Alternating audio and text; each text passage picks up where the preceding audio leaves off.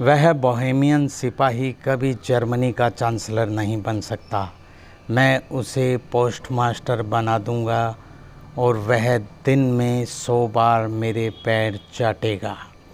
ये शब्द थे तत्कालीन जर्मन राष्ट्रपति हिंडेनबर्ग के, जिन्होंने हिटलर के विरुद्ध ये शब्द कहे जब हिटलर अपनी सत्ता का विस्तार कर रहा था। आधुनिक यूरोप के इतिहास में जर्मनी में हिटलर का उत्थान और इटली में मुसोलिनी का उत्थान एक महत्वपूर्ण घटना थी, जिसने तत्कालीन राष्ट्रसंघ और मित्र राष्ट्र की पोल खोल दी। जी हाँ, एडोल्फ हिटलर आधुनिक यूरोप के इतिहास में सबसे रोचक विषय है एडोल्फ हिटलर। आज हम जानेंगे कि हिटलर कौन था और उसने द्वितीय विश्व युद्ध को कैसे अनिवार्य बनाया। दोस्तों, मैं धीरज शर्मा मेरे YouTube channel history and eagle's eye में आपका हार्दिक स्वागत करता हूं।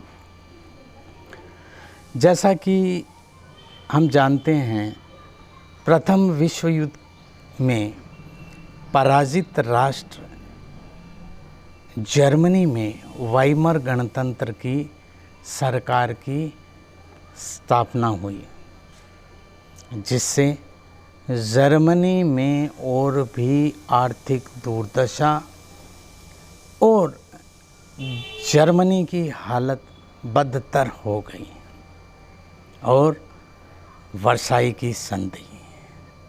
जी हाँ, प्रथम विश्व युद्ध का मुख्य आरोपी जर्मनी को बनाया गया और जर्मनी पर वर्साई की संधि थोपी गई। स्टूडेंट्स, प्रथम विश्व युद्ध की समाप्ति के बाद 1919 का पेरिस सम्मेलन आयोजित किया गया, जिसमें मित्र राष्ट्रों सहित पराजित राष्ट्रों के प्रतिनिधियों ने भी भाग लिया। हम देखते हैं कि जब वर्साई की संधि हुई, उस दौरान जब जर्मनी के प्रतिनिधियों को पेरिस बुलाया गया और जब उन्हें वर्साई के शीश महल में लाया जा रहा था, तो पेरिस की जनता ने उनका बहुत अपमान किया, उन पर थूका, उन पर जूते चप्पल फेंके और पत्थर फेंके। दोस्तों, जर्मनी इसे सहन नहीं कर सका और वर्साई की संधि को अपना अपमान समझने लगा। जर्मन जनता एक ऐसे नेता की तलाश में लग गई जो न केवल इस अपमान का बदला ले सके, बल्कि जर्मनी को उसका खोया हुआ गौरव पुनः प्रदान कर सके। और इतिहास गवाह है, हिटलर के रूप में उन्हें एक ऐसा फ्यूहरर नेता मिला। यहाँ फ्यूहरर का अर्थ है नेता। जी हाँ, हिटलर ने वर्साई की संधि का फ़ायदा उठाया, उसे लोगों का भरपूर समर्थन मिला और 1930 में हम ध्यान दें तो आर्थिक मंदी आई थी, विश्व की आर्थिक मंदी। उसमें भी हिटलर ने आर्थिक मंदी का फ़ायदा उठाया और जर्मन जनता, जर्मन नवयुवकों और जर्मन व्यापारियों का समर्थन प्राप्त किया। हिटलर, जो वाकई में द्वितीय विश्व युद्ध का एक बहुत बड़ा कारण था। जी हाँ, 1 सितंबर 1939 को प्रातः 4:30 बजे, जबकि सारा संसार सो रहा था, हिटलर के आदेश पर जर्मन सेनाओं ने विद्युत गति से पोलैंड पर आक्रमण किया और इसी के साथ इंग्लैंड और फ्रांस पोलैंड के पक्ष में आए और जर्मनी के विरुद्ध युद्ध की घोषणा की। दोस्तों, इसी के साथ द्वितीय विश्व युद्ध का श्री गणेश हो गया। आज हम जो चर्चा कर रहे हैं वह हम कर रहे हैं नाज़ीवाद एडोल्फ हिटलर की। जैसा कि मैंने अभी थोड़ी देर पहले बताया कि पराजित राष्ट्र जर्मनी में प्रथम विश्व युद्ध के बाद वाइमर गणतंत्र की सरकार बनी और लोगों का इस सरकार के प्रति भारी असंतोष था, क्योंकि जर्मनी की हालत और भी ज़्यादा दयनीय हो चुकी थी। जिस समय प्रथम विश्व युद्ध हो रहा था, हिटलर भी जर्मनी की सेना की तरफ से एक सिपाही के रूप में युद्ध लड़ रहा था और युद्ध समाप्ति के बाद घायल हिटलर अस्पताल में भर्ती रहा और उसे वीरता के लिए हिटलर को उसकी वीरता के लिए आयरन क्रॉस से सम्मानित किया गया। धीरे धीरे हिटलर भी वाइमर गणतंत्र का दुश्मन बन गया और उसकी नियुक्ति अब गुप्तचर विभाग में कर दी गई।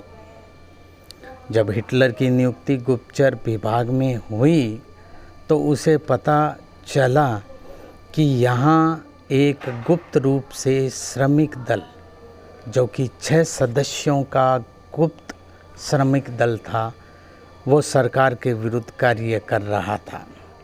तो हिटलर इसका 7वां सदस्य बना और आगे जाकर बना इस गुट का नेता, जिसका नाम बाद में पड़ा नाज़ी दल।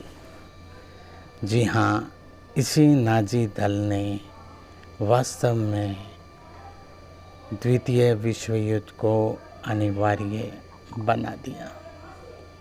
आगे जाकर जब हिटलर सरकार के विरुद्ध विद्रोह कर रहा था तो उसे जेल में डाल दिया गया।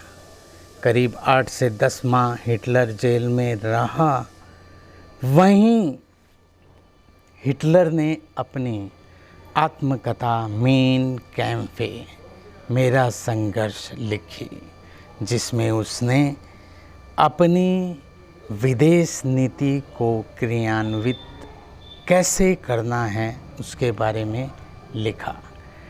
हिटलर की विदेश नीति के प्रमुख उद्देश्य थे वर्साई के अपमान का बदला लेना, तृतीय विशाल जर्मन रीख की स्थापना करना, यहूदियों और साम्यवादियों का दमन करना और पूंजीवाद का